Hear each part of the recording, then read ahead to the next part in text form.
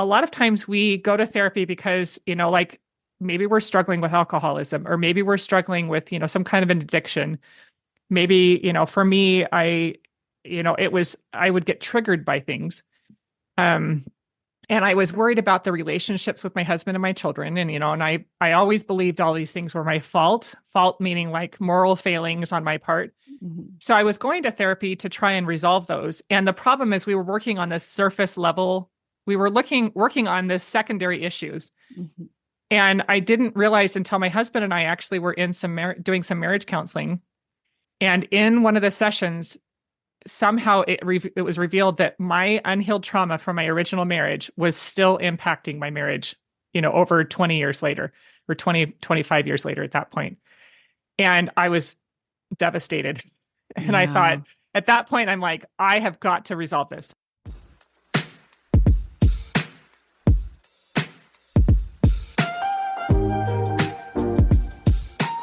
Hi, my name is Luella Young. I'm a psychotherapist and coach. And if you're interested in how your lifestyle is affecting your mental health, then you're at the right place. On this show, I interview various guests from across the miles and share how their lifestyle choices affects their sense of self, their wealth, and most importantly, their health.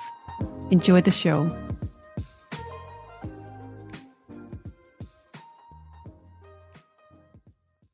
Welcome back, everyone, to I Think I Can. Thanks for showing up and thanks for being loyal. Okay, so today, I always say I have a wonderful guest. I have nothing but wonderful guests. So, but today I have another special person, Michelle Reittinger.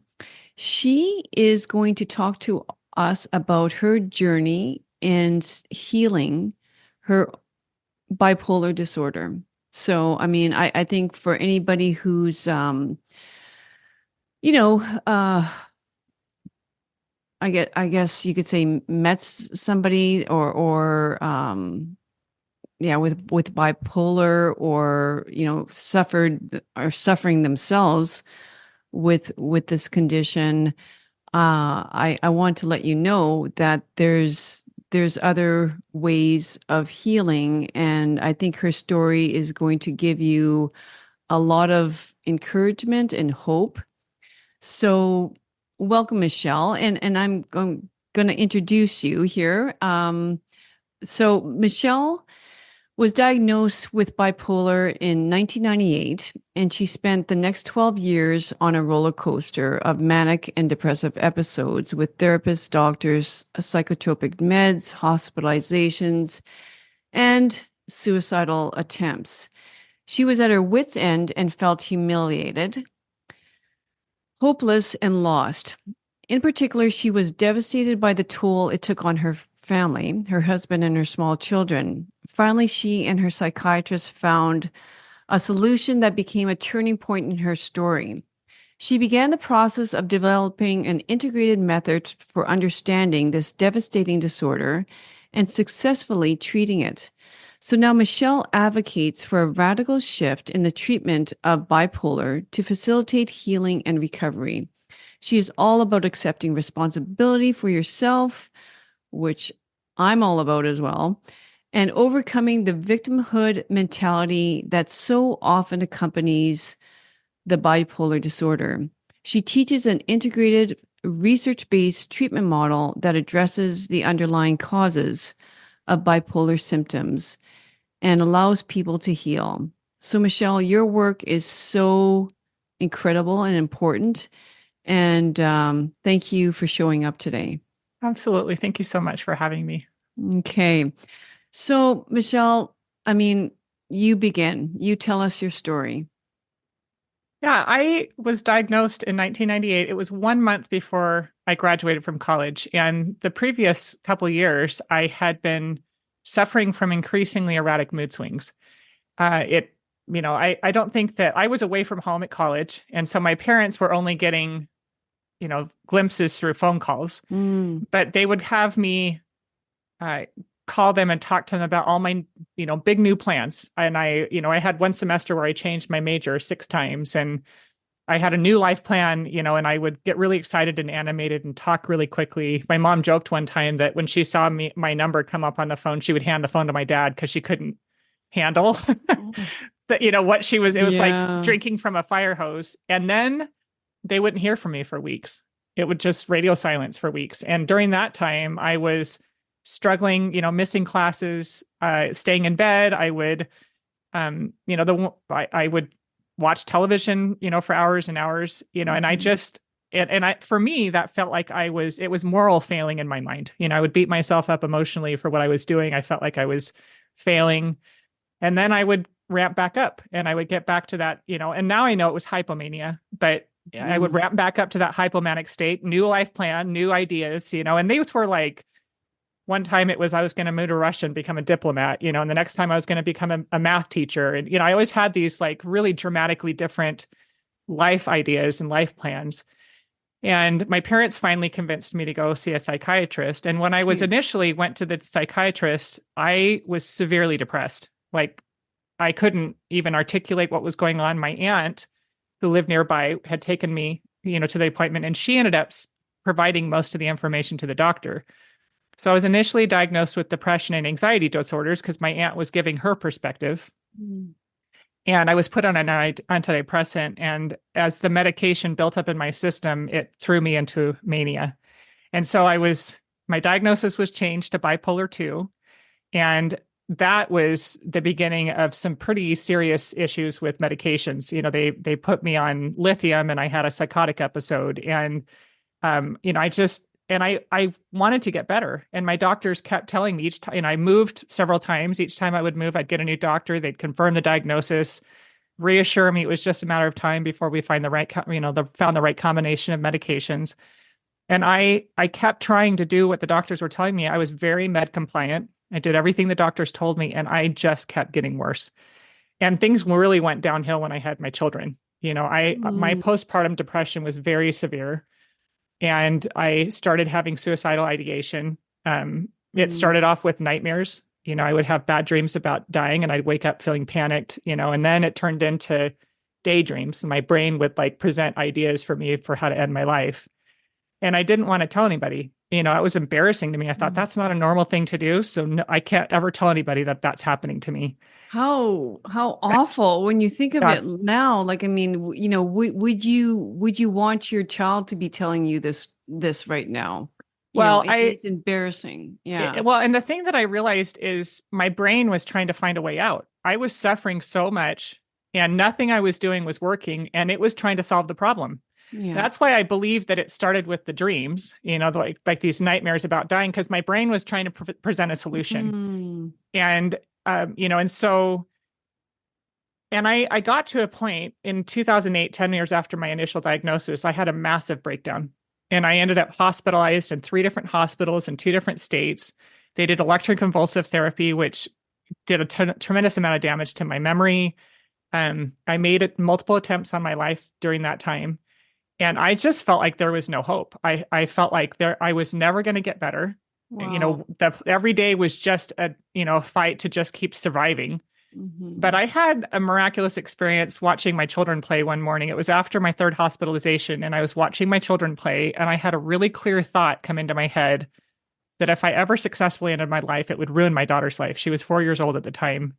And I knew the moment I had that thought come in that it was true because I knew that she would blame herself and it would ruin her life. And so even though I didn't believe my life had any value at the time, I knew hers did.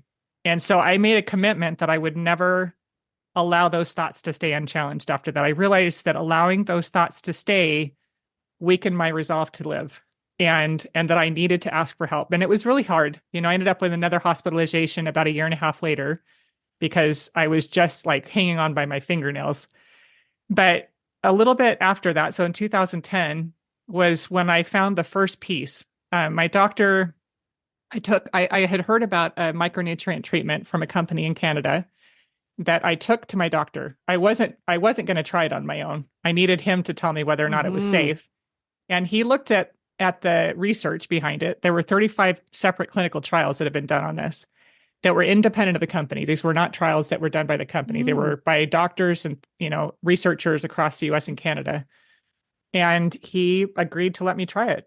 He said that if I had brought it to him a year before, he wouldn't have even considered it. But he had seen how much I was suffering, how hard I was trying, and nothing was working, and he just wanted to help me.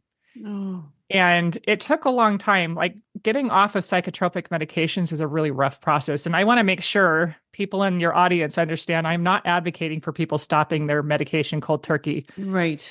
Medications No. cause a chemical imbalance in your brain. You become dependent on them. And when you go off, the withdrawal symptoms can be life-threatening. And so Mm. I had to go through a very careful, very managed cross titration process. But after about 6 months of going through this cross titration process, I had a day that I woke up and it felt like it was the first time I was fully awake in over a decade.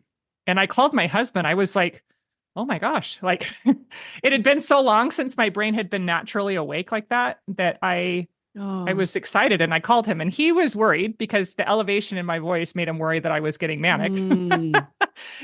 But I kept trying to reassure him, like, I don't feel manic. This feels like I don't know how to explain what I'm experiencing right now, but it feels like the first time I've been awake in a decade. And it was over the next 10 years, I just kept finding tools. I just kept finding additional resources that helped me to heal further. And I'm a very inquisitive person. And so I always am reading books and reading, about research and that. And as I was going through this process, I didn't know at the time that I was healing. No. I didn't understand what was going on. I was just trying to figure out a way to survive my life. And I was gradually healing and gradually starting to get better and going through longer and longer periods without symptoms. And as I was researching it, I started realizing or discovering that there is research behind everything that I was using. There is scientific evidence that what I was using is actually addressing underlying causes of symptoms. And when I got to a point where I wasn't experiencing symptoms anymore, at first I thought, well, that can't be right. I just kind of kept waiting for the Yeah. next round of symptoms, and nothing came. And then we went through some pretty serious um pretty serious trials in our family, like very serious. And I was able to maintain my mental health. And I thought, well, and so over time I started realizing, like, I've healed. The things, if I get sad, it's like normal. There's a reason that I'm Yeah. getting sad, like Yeah. normal Yeah. human reactions to things, Yeah. and not this. And so that was what started me feeling like I needed to share what I'd learned, because I thought, well, I felt like I'd been lied to. Mm. And, I'd been told that this was a chronic, incurable disorder, and Yeah. that I would have to be on medication the rest of my life. And that's not true. No. And so it helped me to start re-examining what I believed about what I was experiencing and what I saw in other people, what I was seeing happening with other people with their struggles. And the number one thing that I realized is that we have given a medical classification to something that should never have been medicalized. Mm-hmm. We have the symptoms that we experience with bipolar symptoms are very serious. I'm not No, saying they're I not, know. they're very serious, but it's like running a really high fever. Yeah. If somebody's running a really high fever, we don't say you have fever disorder. Right. We recognize that there is an underlying distress, Yeah. and that we might give you something to bring the fever down if it's really high and there's threat for, brain damage. But we're Mm-hmm. not going to use that for the rest of your life to treat that. We're going to figure out what's causing the fever to occur and treat the underlying cause to resolve the problem.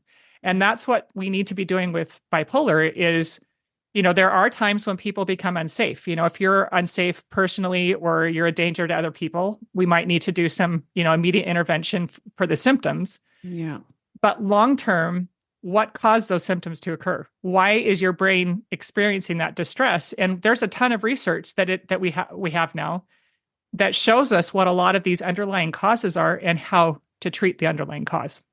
So, Michelle, what would you say now, looking back, would have been the root cause of your brain's distress?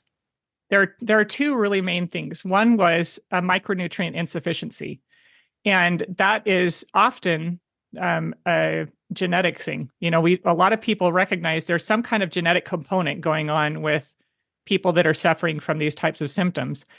And there's a book called The Better Brain from Dr. Bonnie Kaplan and Dr. Julia Ruckledge that talks about their groundbreaking research into the underlying issue of micronutrient insufficiency in leading to a lot of mental health symptoms, bipolar, depression, anxiety, ADHD. Alcohol, addiction. Yeah, yeah. So that's Yeah. one of the parts that they talk about in their book. They talk about how a lot of people who are struggling with addiction, actually the underlying issue is this micronutrient insufficiency. Yeah. There's another really, I'm looking at my shelf right now. I know there's another book. I can't think of the name of it right now, but that gets very specific with that I read through. Yeah. So this is really interesting then, because I like, it's the first time that I've heard this being spoken about with what one would call a mental health disorder. Mm-hmm. And I honestly feel like, the almost all mental health disorders in the DSM is can, like, it's either a physiological and I mean, of course, it's the other Well, there's a physiological component to it, but the other problem that I had was that I had severe abuse in my first marriage. Exactly. That was never addressed. Yeah. And so, so there's the idea, the problem that we have is that we're looking for a magic bullet when we, because of the way that this is being treated, we've developed this idea that we have a disease. One of the worst lies that I was told, and I heard this multiple times, was that my bipolar was similar to having diabetes and that the medication was like insulin. That is a complete fabrication. And the only purpose of that fabrication is to justify the use of psychotropic medications. There's no foundation. There's no valid reason to compare those two things. They're completely different from each other. And may I say, type 2 diabetes can also be reversed.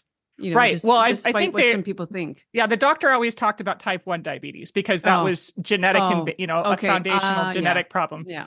Yeah. But the problem with that comparison is that with diabetes, we know what is causing the symptoms. Yeah.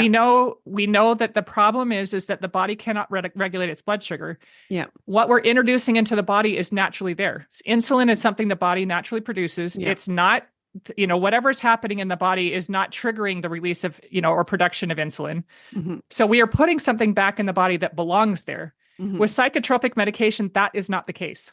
Mm-hmm. We don't, if you go into the National Institute for Mental Health's website, if all these different websites that are, that we use for our authorities on this, and you type in what causes bipolar disorder, it will say, we don't know what causes bipolar. So we don't know, well, we do. Actually, I mean, we're starting to recognize what's causing these symptoms, but this idea that everybody who is diagnosed with bipolar is suffering from the same ailment is false. And so the problem that we have is that we have diagnosed based on clusters of symptoms. Exactly. And then we are only treating the symptoms. We're not questioning what's causing these symptoms to occur. Right. We're just treating the symptoms with psychotropic meds that cause a chemical imbalance in the brain. They don't regulate the brain. They dysregulate the brain. Yeah. Like the medical system. And of course, I mean, we would, in some way, we want research to do this. They're trying to simplify an extremely complicated and intricate system of how disease manifests. Yeah. We're looking for all the absolutes, like, a formula, when really it's just, it's like, it's mental distress combined with physiological distress. And like you say, in terms of maybe nutrient deficiencies or whatever it might be. So I'm so interested in all this. I mean, I love this because I always feel like the body knows. The body always knows, and the body's trying to present things. And I think you make a beautiful analogy about, having, being in the dream state and the body telling you, in that manner. And I also love, I mean, like, I was wondering about that, like with all your suicide attempts, I thought, she has children. like, could that be, a means of getting out of this? And then you mentioned, what you said, watching your daughter playing. And I also feel like, that's God's way, like, children are angels. Yeah. And it was his way of saving you, not to be overly religious or anything like that, but like, No, or but whatever the power yeah, might be, whoever that yeah. is. Um, but Well, it's just, I love recognizing this. this idea of helping you understand that you're valued, that you have value, that your Yeah, life has purpose, of because I course. had gotten to a point that I felt like I didn't have any worth. And the lies that my mind told me, and they were lies, were that my husband he deserved better and he would be better off if he had a different wife, that my children would be better off with a different mother, that I was ruining their life, and part of the problem is that I had been completely disempowered by the approach to treating my mental illness. I had this idea that I could not fix myself, that I needed somebody else to fix me. And I kept desperately taking I had a whole box of sample medications because they kept changing the medications. And now that I understand what happens when you start taking psychotropics and you take your body off of them, a lot of the symptoms I was experiencing, the increase in the severity of the symptoms was actually due to this what I was doing to my brain with these psychotropic meds. And and then, you feel like you don't have any control. And it's a very helpless feeling. Like you feel like, I'm going to the doctor, I'm taking all the medication, I'm doing everything they're telling me, I'm not getting better. My life has no hope. There is no hope because Yeah. I don't, there's nothing I can do about it. And so that's why what I teach people is what I wish they had given me at the very beginning. What I wish had been presented to me as my treatment model. And it's not a quick fix. It's not something where you just take this pill and you're going to be better. I know that's very appealing to people. It's not reality. What I was dealing with, if I had been given micronutrients, it would have taken probably about 3 months for my brain to start to heal. That's one of the things that doctors Kaplan and Reckledge talk about in their book, that if you're not on any medication at all, it'll take about 3 months for the micronutrients to heal the brain to a sufficient level that you can feel the impact, that you can start to Mhm. feel the difference. And then if you're taking psychotropic medications, they say you got to expect about 6 months to a year to go through cross titration and for your brain to heal from not only what the underlying problem was in the first place, but also from the damage of the psychotropic meds. Mhm. And then with therapy, like I wish somebody had taught me how to use therapy. I didn't understand what therapy was. I didn't understand how to use it. I was extremely resistant. And I got some bad therapists at the beginning. And Mhm. so that combination was like, I have no desire to do therapy. I don't want to do this anymore. And I needed it. I needed Oh. therapy. I needed help healing from the trauma that I had experienced in that first marriage because it had Mhm. it had severely dysregulated my mind. I had developed really unhealthy coping mechanisms because my brain was trying to figure out how to take care of itself. Mhm. And and so that's one of the things that I did was I wrote down everything that I learned in therapy and what people need to understand in order to use it proactively as a tool to heal. Mhm. So these are just, and then mindfulness meditation was a huge game changer for me. And I didn't understand why that mattered. And Mhm. so I think that if we can start looking, and one of the things that drives me crazy is that we talk about these things like they're alternative treatments. Mindfulness Right. Right. meditation has been around for thousands Yes. of years. Yes. It's not an alternative. Yeah. The alternative treatment is actually medication. That's only been around for 50 Exactly. years, right? Exactly. Yeah. Yeah. Or food as medicine. I mean, Yeah.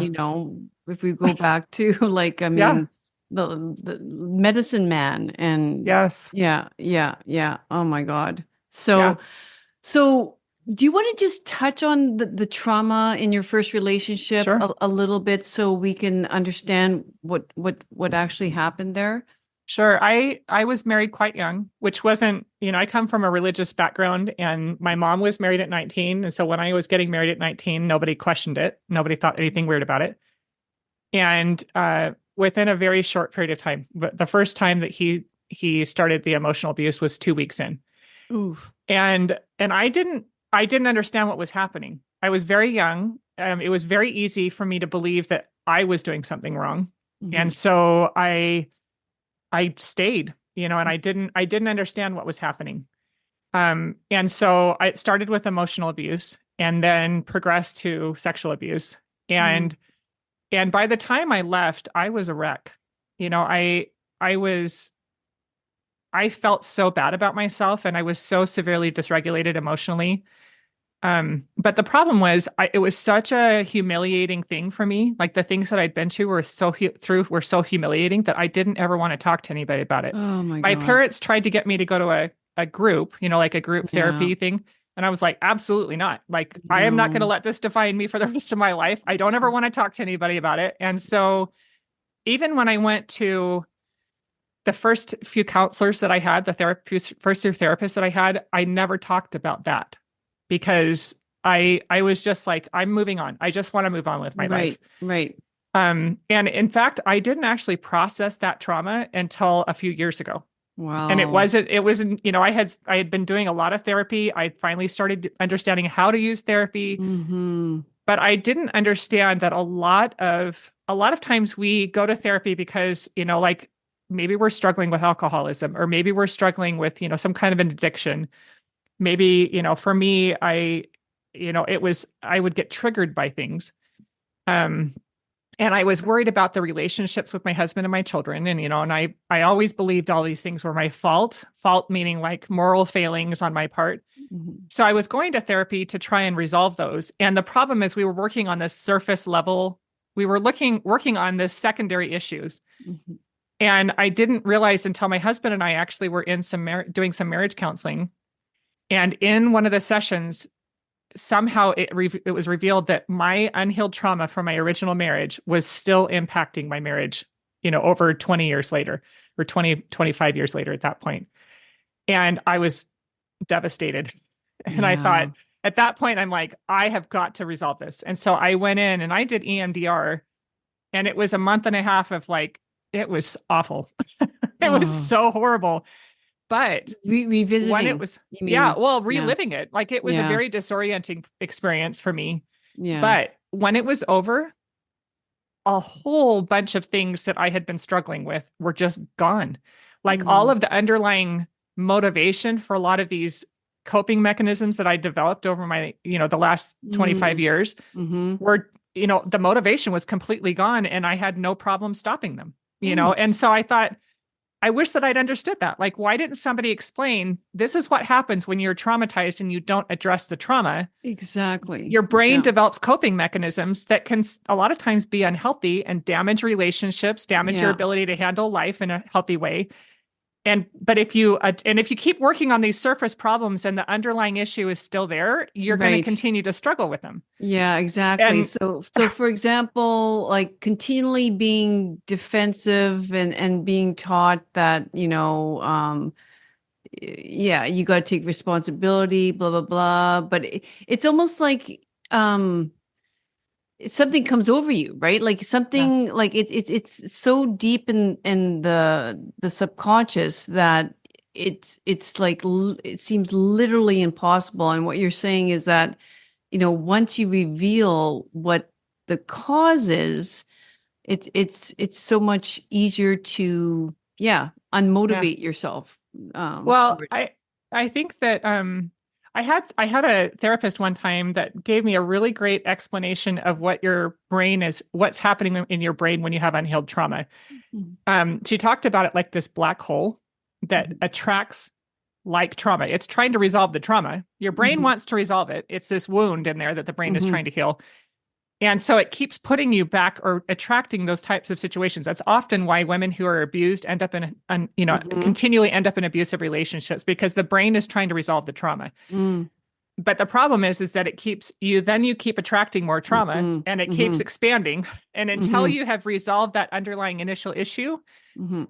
it's going to be very difficult to live in a healthy way. You have to close that off. You have to close up those, tie Yeah. that off and Yeah. resolve it. And, and I think that's one of the reasons why I advocate for people learning how to use therapy. Therapy is a tool. And again, this goes back to empowering people to help themselves because, we have this idea with mental illness, and these diagnoses that we are broken and somebody else has to fix us. Mhm. And it's a very disempowering mindset. It is so disempowering because it puts you in a victim situation, because if the people can't help you, then then you're stuck, you know? And I started to understand that therapy is a tool and the therapist is a facilitator, and you have to find a competent facilitator. And I've talked about good and bad therapists before with people, and I get people getting really like defensive when I use those terms. And so I said, well, let's talk about competent and incompetent then, because people are not always good at what they do. And you need to find a therapist that is competent at what they're doing and that actually is trained in the modalities that are going to be helpful to you. And so I talk to people about different therapy modalities. And, if you have trauma, especially severe childhood trauma or severe trauma like I went through in my marriage, you need trauma therapy. You need to work with a competent trauma therapist and explore the different modalities and recognize that one modality may not work for you. Maybe you try, I've had people say, I tried EMDR and it didn't work. Okay, then that one doesn't work, but there are other trauma modalities that could be effective for you. Hypnotherapy. Yeah, there's hypnotherapy. I've talked to other people about rapid resolution therapy, internal family systems, somatic therapy, using yoga and different, modalities like that to help you process what you've experienced. So I think that it's just people need to understand and be empowered with the information so that they can proactively seek the treatment and seek a facilitator, a therapist that is going to help them heal, help them be proactive about healing. Exactly. And it's not giving up until you find that either. Yeah. Can you mention maybe one sort of behavior that you were able to link to the past trauma that came out and you were able to resolve? Yeah, television. Okay. And I know that sounds silly. I believed for decades that I was addicted to TV. And it was weird though, because I would have periods of time when I would not feel any kind of compulsion to watch television. But then I would go through times when I would get depressed, and this isn't a little bit of TV. This is like so much television that I was dysfunctional. I wasn't doing anything else. So I would binge watch when it became an option to binge watch shows. Often I would get really depressed after moving, and we've moved 6 times in our marriage. And I had one move that I binge watched like 19 seasons of Law and Order SVU. Wow. And I'm talking about like, as soon as I get up in the morning, it goes on. I'm staying up way late into the night, barely getting enough sleep. And it's like I compulsively am watching these shows, and it was an escape for me. Yeah. I was an athlete, competitive athlete. So alcohol, drugs, those were never tempting to me because I was so focused on, staying healthy.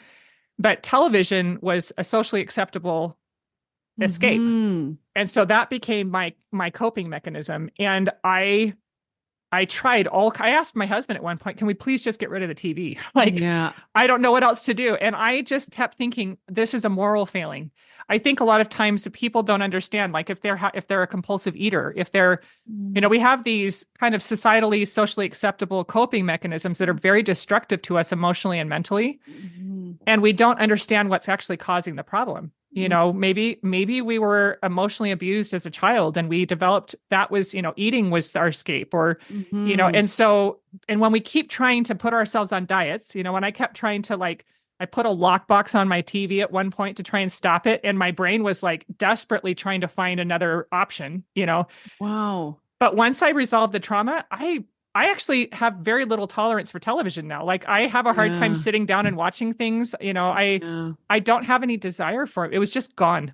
It was overnight almost. It was gone. Once I resolved that trauma, I didn't need it anymore. So was that a coping mechanism that you just sort of attached yourself to when you were under stress? Was watching TV? And so growing up, I had a little bit, I had some severe bullying when I was 4th grade and through 8th grade, and felt very, very bad about myself. And we weren't allowed to watch TV at my house. So when I would go babysitting, when I would go, to friends' houses, I would watch television the whole time.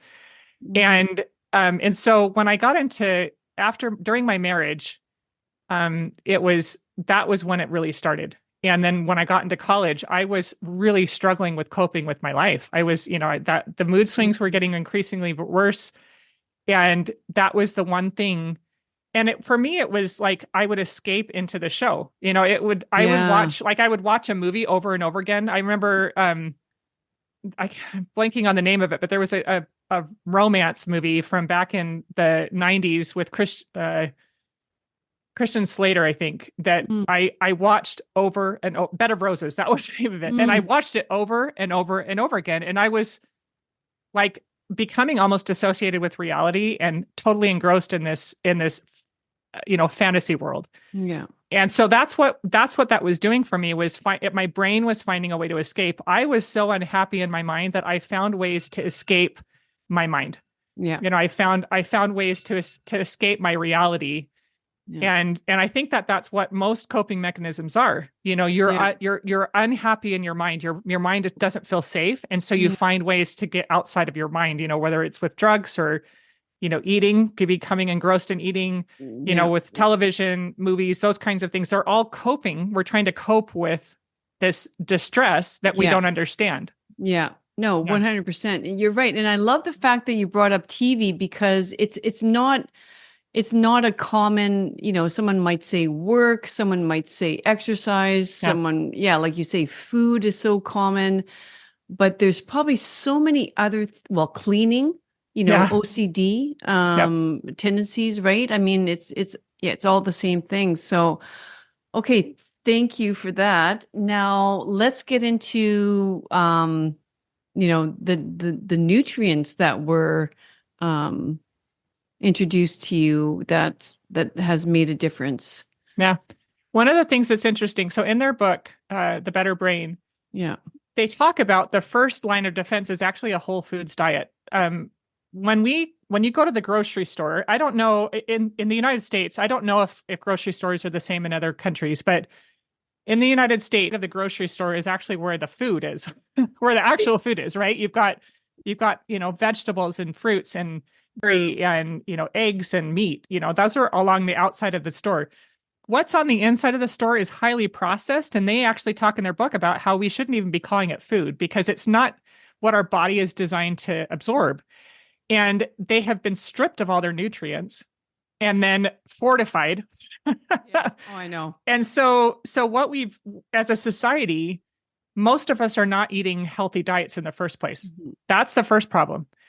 And then the second problem is that there are people who are genetically predisposed to require higher levels of nutrition in order for their brains to function in a healthy way. And that's when you get people that manifest with more severe symptoms like bipolar disorder. Mhm. My family, I have myself and one other sibling have bipolar disorder, and I've got 6 siblings that were diagnosed with ADHD. All of those are rooted in insufficient micronutrient absorption.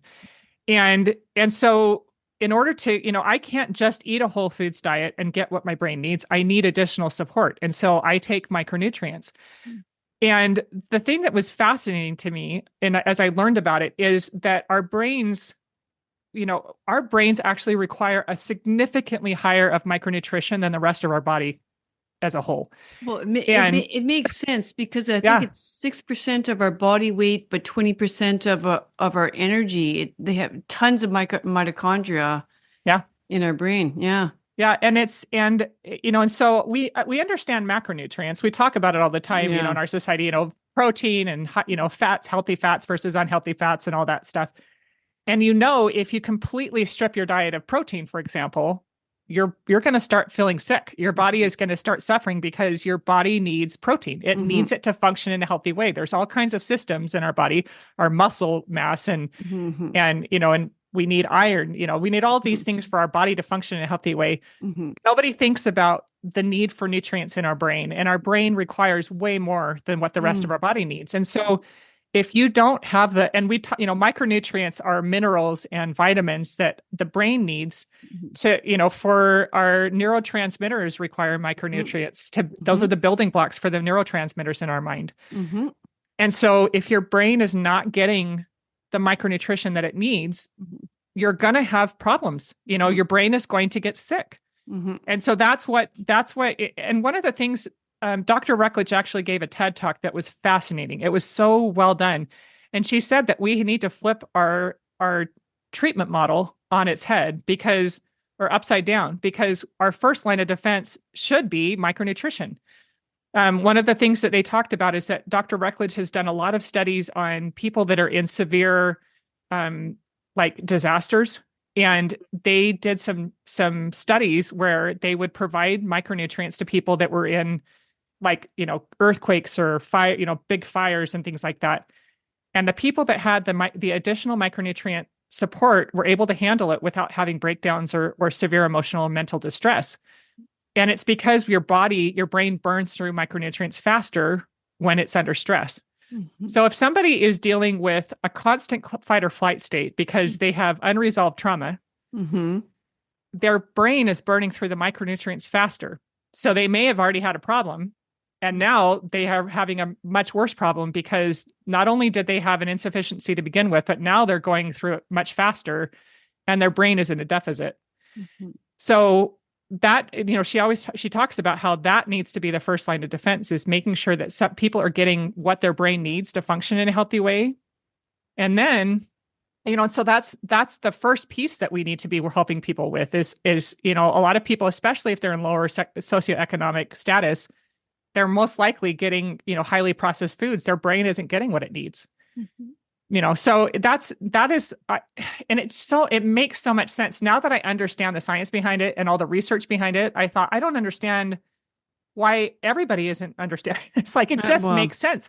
It's so logical. It is a very logical solution to one of the big problems that are creating this massive problem that we have in our society with this, like, skyrocketing levels of people getting diagnosed with mental illness. Yeah.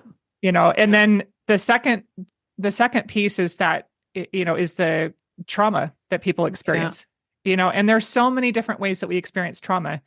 We're human beings. We're being raised by human beings. We're going to have traumatic experiences in our lifetime. A lot of times people, if they haven't had, like, a lot of times when you say, have you had experienced trauma? If you haven't been hit or sexually abused, they think no.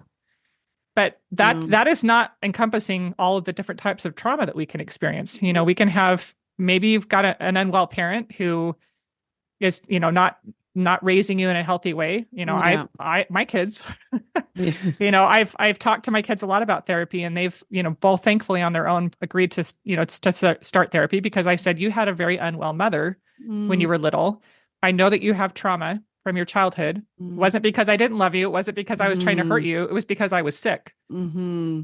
And so, getting your brain what it needs to function in a healthy way, and then working through the rest of the pieces. We are very complex beings, and we need to take a more integrated whole person approach to helping people heal. Sorry, I just realized I should have closed my blinds. It's up to you whether you want to. Let me close it really quick. It's starting to get in my eyes. Sure, 100%.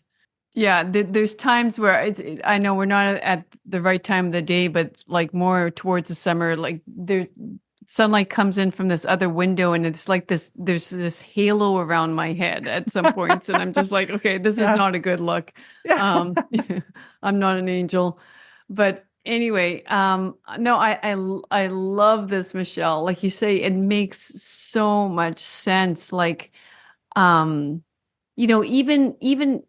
like anxiety, like I'm just thinking like you say, the cycle. Okay, so let's say it starts with trauma, which we could almost say as a child. Well, I'm going to say, I mean, a child can be fed a very, very poor diet, so it can start very early, but then children are their bodies are so resilient, whereas as we age, we don't get away with that poor diet. But let's say it starts with anxiety, and then what happens when we're in that fight and flight, anxious state?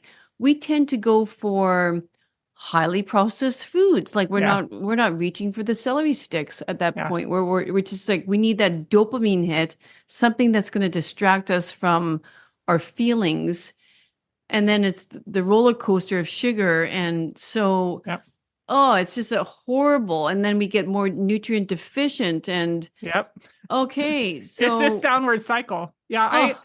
I learned about that because I recognized as I was healing, and I started, something was resolved, but then something would become more prominent. I would start to Hmm. recognize, oh, well, what's going on here? And every time I would get severely depressed from moving, it was usually a very stressful situation that would cause distress and I would get depressed. I craved sugar. Yeah. And I remember learning that our bodies crave sugar because when you're in fight or flight, it's afraid of starving. And Hmm. so it is looking for something that is going to give you energy right now. Hmm. And so it's not thinking long term. Your brain is in immediate crisis. What am I Yeah. going to do right now? So I started recognizing that was actually one of the things, something that I developed early on for myself in my healing process was something called a mood cycle survival guide. And it was a way to become more self aware and more proactive about how to manage symptoms. And the benefit that provided for me in the healing journey was I became much more self-aware, and much more proactive. And so instead of looking at, before when I would experience these mood swings, I felt like I was getting yanked onto a roller coaster and I just was holding on for dear life and then trying to clean up the mess afterwards. Hmm. And it was actually after my fourth hospitalization that I started developing this plan because I thought, I got to figure out a way to get a handle on this. If I know it's coming, I can't just keep acting like it's a surprise. Yeah. And Yeah. so, how do I manage this? And so, over time, I developed this plan that the first piece of it is who's my team? Who are the people that I can ask for help? What are the boundaries and limitations around that assistance? And I talk to those people and make sure they're okay with being on my team. And then the second piece is my early warning system. So that was when I started using a mood tracking app and journaling to become more self-aware, to start identifying, like when I'm craving sugar, that's a big red flag. That's something's going on that's causing my body to crave sugar. When I was before, I don't have this issue anymore, but before when I would have a compulsive desire to watch television, that was a big red flag. Hmm. If my brain was muddy, so these were all symptoms of depression and anxiety. When I would have times when I couldn't sleep at night and my brain was constantly going, those were indications I was entering hypomanic symptoms, Hmm. and so I developed this early warning system that started helping me become more self-aware and recognize, okay, I'm starting to enter this emotional state. And then the third piece was, how do I manage that more effectively? What are the baseline priorities that I have for myself to make sure the things that matter the most get done? Because like when I was really depressed, I was having a hard time making myself get out of bed and my kids were getting neglected, and so I would identify, and the more I tried to do, the harder things felt. So I thought, okay, when I'm like that, I have low energy, I have low capacity. So what are the things that matter most that I can do during that time? On the other side of it, when I was manic, I would get big ideas and start doing big projects and forget to eat. And then my kids wouldn't get fed because I was forgetting about food. And that wasn't okay. And so having these baseline priorities made sure that the things that mattered most got done no matter what. And so that helped a lot because then when I was struggling emotionally, my family wasn't suffering as much. And then the last piece of it was, how do I reboot my system? What are the things that I need to do to get myself back to a healthy mental state? And that mood cycle survival guide was key to the whole healing process. Because like I said, there's no quick fix for this. No. It takes time. And while you're going through it, you will experience symptoms. And so rather than allowing myself to be victimized by the symptoms, I chose to be proactive in acknowledging and recognizing that I need to make a plan for myself so that I can manage those symptoms while I'm experiencing them. And it got me back to a healthy, balanced state much faster. Hmm. Great. Okay. No, that sounds great. So, did you create the mood survival guide, or was Yeah. it something? Yeah. Oh, I okay. developed it because I was just like, I had this thought, like, nobody's coming to rescue me. I've got to rescue myself. And so Yeah. that was the first piece. And I offer it to people for free on my website. You can go on my Okay. website and there's a little thing that says free and you just go on there and it teaches you how to develop each of the steps of this so that you have this plan for yourself and learn how to be more proactive in managing your mood swings. Okay. Great. Okay. So, what did you find out then about your diet? Like, realizing I got to stop shopping in the middle of the store. Well, Yeah. for me, the first piece for me actually was getting on the micronutrients because Yeah. the idea I tried a few different times to change my diet and it was so stressful to me that it actually caused anxiety. Mm. And so I had to resolve the problem that I was struggling with in my mind before I could address the diet issue. And the other problem was I had picky eaters. Oh. So I kept trying to improve the diet and, try these different meal plans and stuff. And my kids didn't want to eat it. I had one kid that we'd have knockdown dragouts because they were refusing to eat. And so the first thing was actually getting my brain, what it needed to function in a healthy way. And then I started to be able to have the capacity to handle the stress that came along with changing diet. And we kept it super simple. I think one of the problems that I realized was when I had these complex meals that were hard to prepare, I would go on and I would find these people that were, providing meal plans and stuff. It was a lot of stress. Yeah. And so one of the things that really helped was keeping meals simple. So we would have a really simple protein, really simple, and I would pick a vegetable that everybody liked or that most of the family would eat, and so I tried to, and we just gradually change things. It wasn't like clean out the pantry and we're not going to eat all that causes a lot of stress for people when you try to make dramatic changes to your diet all at one time. It can cause a lot of emotional distress. Yeah. A lot of times people will feel like they're starving. There's like this feeling like you're starving to death, when you remove all the carbohydrates all at one time or something. Yeah. Oh, yeah. So just gradually, and we started buying more fruits and vegetables. And I know there's all these people that are saying we shouldn't eat fruits. I don't believe that. Oh, God, I'm sorry. No. I think having fruits and vegetables are really good. They're like nature's bite, snack size portions. Like they're created in the portion that are perfect for us to eat. Yeah. And so just gradually introducing healthier things was really beneficial for our family. And we're not very super strict with our diet. Like we love tortilla chips and salsa. We do have some things like that. My daughter loves spaghetti. We tried using like spaghetti squash and she would not have it. Oh, okay. So, and I also learned that children's diets are different than adults' diets. Children's bodies require a lot more carbohydrate than adult bodies.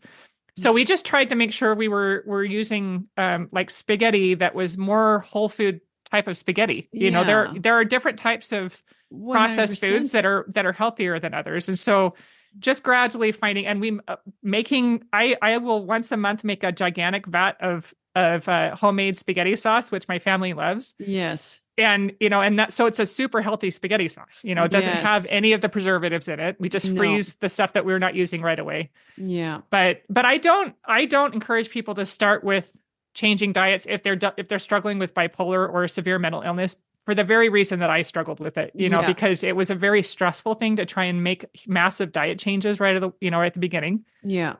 But once my brain started to heal, then it was easier for me. I had more capacity to handle making those kinds of changes in my life.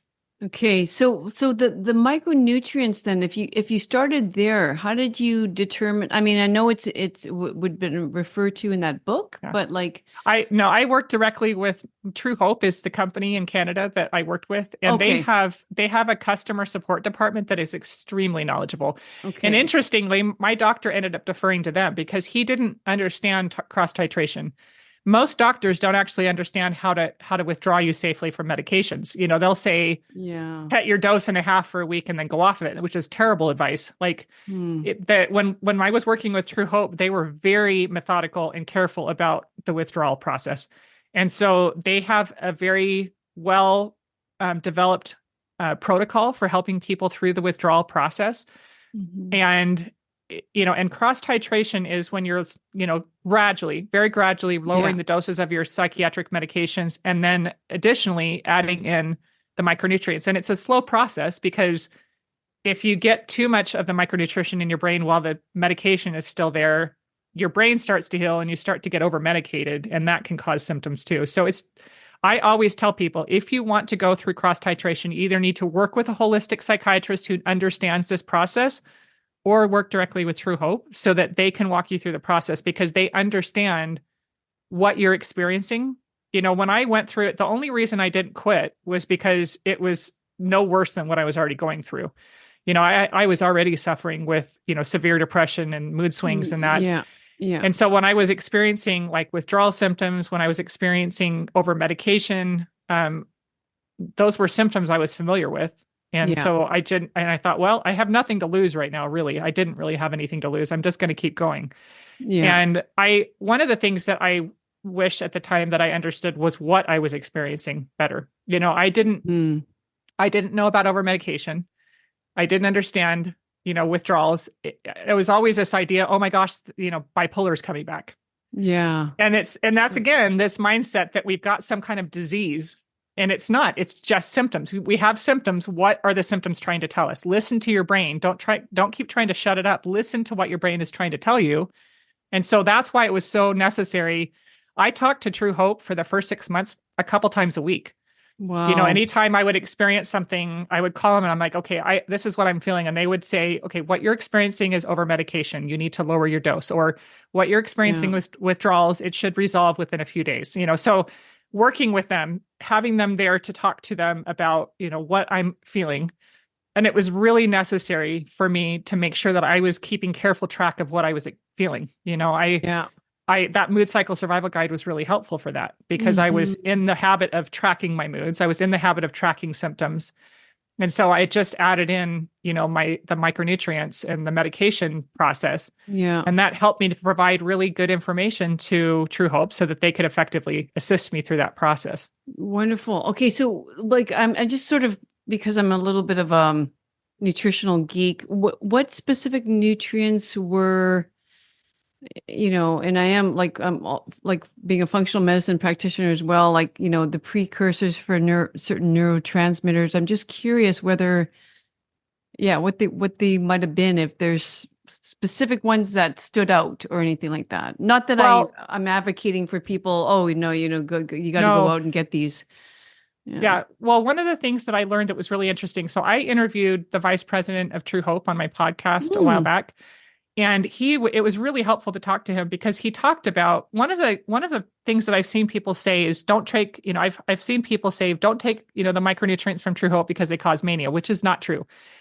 You can end up if you keep taking your medication mhm, and you start taking the micronutrients and you don't lower the dose of the medication, you will become over mm, medicated and that can trigger mania.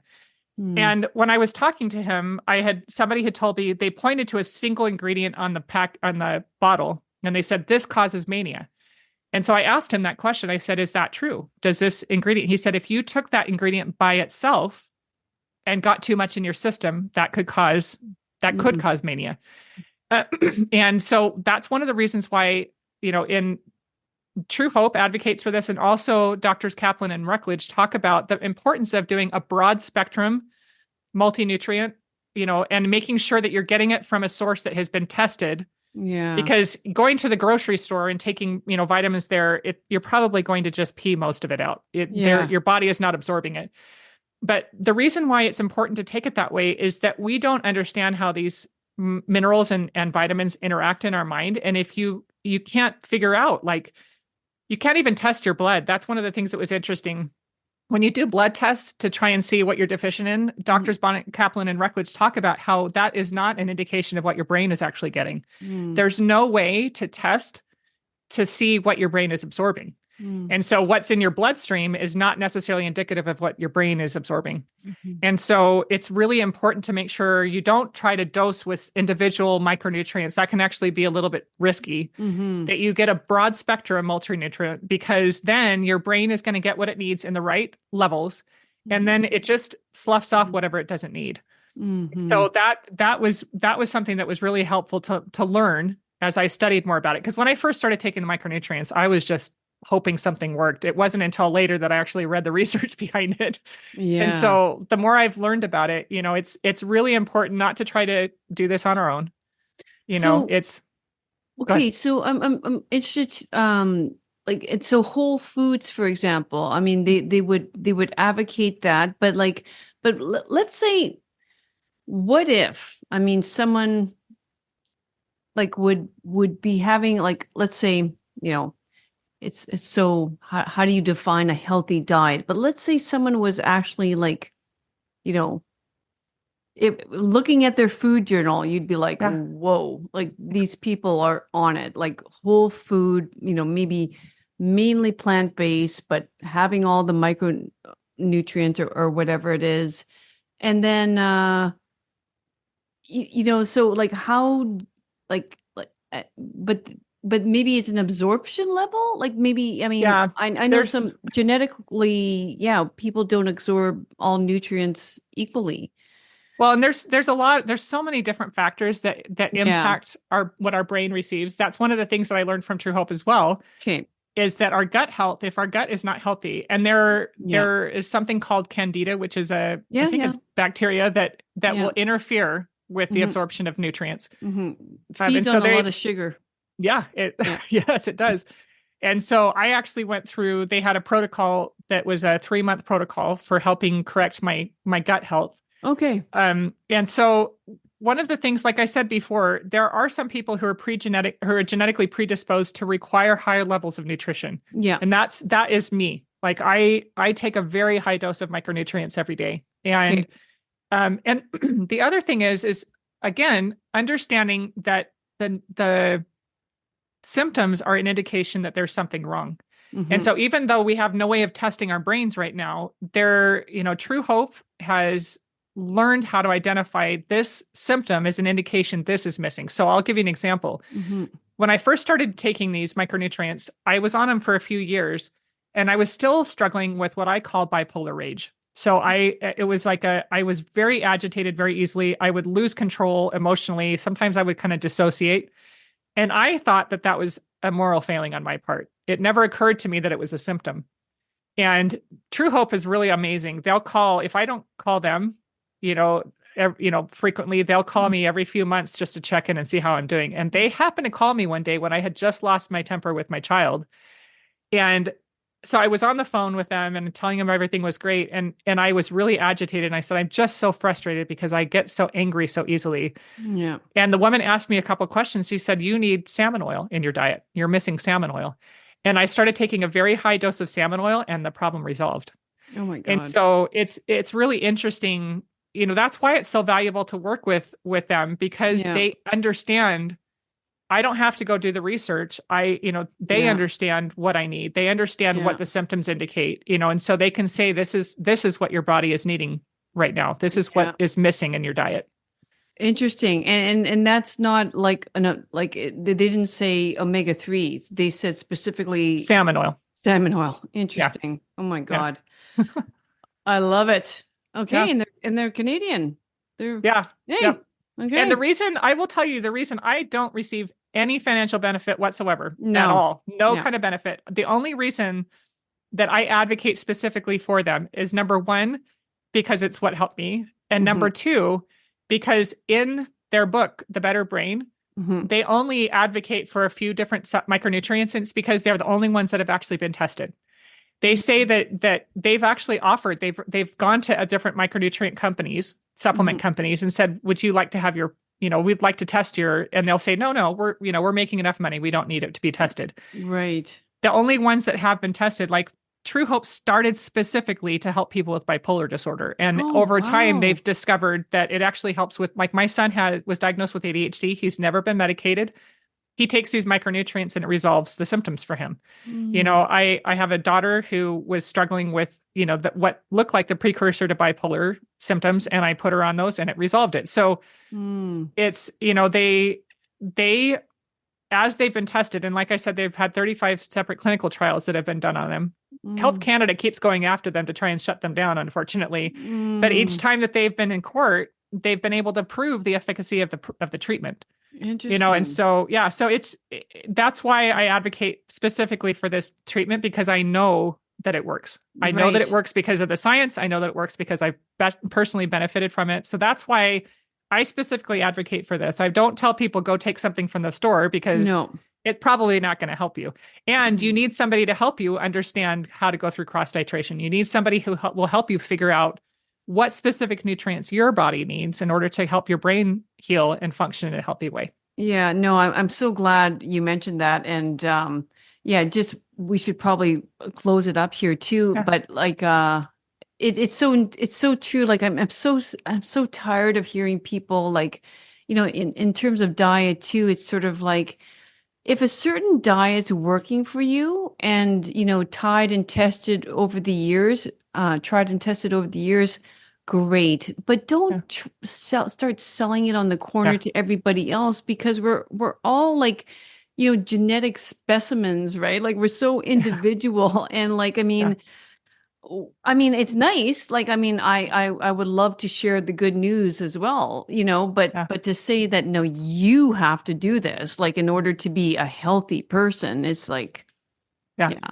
So I'm so glad, you sort of closed it like that, because wow, like, I love this. It's sort of like who I am, just like wrapped up in a nice little bundle, because, being a psychotherapist plus, a strong advocate on nutrition, for brain health. It's Yeah. just like you are my poster child, basically. So, I just love it. Yeah, and it's just empowering an individual, and not, falling into this, yeah, I'm a victim of life. Why me sort of thing. Yeah. Why did this have to happen to me? I just love it. So, okay, I'm now saying this more and more often. It's a tradition of the show, but it's only because I am actually remembering to do this more often now. It is that the previous guest leaves the future guest with a question. So I would like to ask you this question, and then later on, I'm going to grab a question from you Okay. after. Okay. So the question is, if you were to give advice to your 15-year-old self now, what would that advice be? Ask for help. Yeah. So I important. and one of the challenges though is ask for help, but don't rely solely on others. Recognize that you have power within yourself. I was so disempowered by so many different things, Mm-hmm. I had a belief system that made me believe that I was broken, that that had been developed for, through a lot of different things. I, the abuse that I went through, all of those things, was very disempowering. And then when I asked for help and I relied entirely on other people for Mm-hmm. to fix me, that disempowered me. Mm-hmm. So I feel like it's really important to recognize that we need to learn how to trust our own intuition, Mm-hmm. and but also ask for help, reach out to others, work together. We are not meant to be isolated. We're not meant to do things on our own. No. That mid-cycle survival guide that I talked about, one of the very first piece is creating your team, who are going to be Yeah. the people that are your support team, developing healthy boundaries around it. So you're not putting everything on them. You're Mm-hmm. taking personal responsibility, but you're also acknowledging there are going to be times when I need help from other people. Mm-hmm. And Mm-hmm. so that's the very first piece that and like I said, when I was struggling with the suicidal ideation, I didn't want to tell anybody. I was embarrassed. I felt humiliated and I felt bad about myself. And I wish No. that I had known that how important it was for me to reach out and ask for help.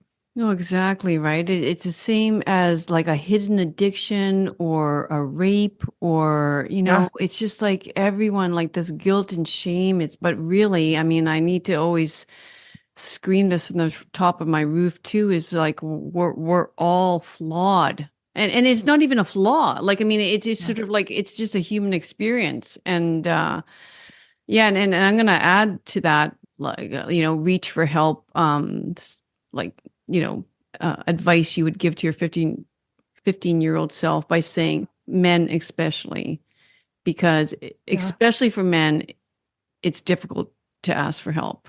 Yeah. So, okay, wonderful. Well, um, I will link lots of things in the show notes, especially your website, so people can reach you. And thanks so much for your time, Michelle. Absolutely. Thank you so much for having me. Okay, everyone else, we'll see you next week. Bye bye. Thanks once again for joining me on another great episode of I Think I Can podcast. If you liked it, please subscribe below so you don't miss out on any future episodes. And until next week, treat each day like it was your last, because each new day is a privilege that we shan't take for granted. Cheers and have a great week. Bye bye.